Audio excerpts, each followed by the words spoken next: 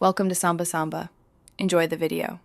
You start by running PowerShell as an administrator so you can change settings for this session. Once open, check current policies with Get Execution Policy List to see scope differences because machine and user scopes differ. Then set a temporary, safer policy. Set Execution Policy Remote Sign Scope Process. This only affects the current window. If the file was downloaded, run unblock file on it so PowerShell treats it as trusted. Now you're ready to execute the script itself.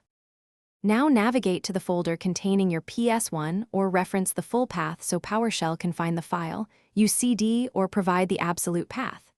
To run, use the call operator and \script. PS1 ensures PowerShell treats it as a script to execute.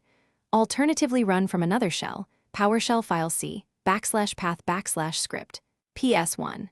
If the script accepts parameters, supply them like name value or positional args. This is how you control behavior without editing the file. After the script finishes, inspect its output and any errors.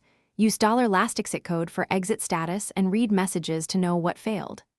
Once done, close the PowerShell session to revert the process scoped policy or explicitly reset it if you changed a broader scope.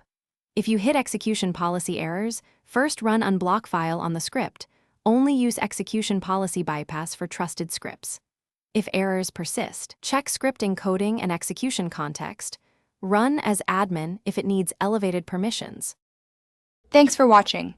Consider subscribing if we helped you.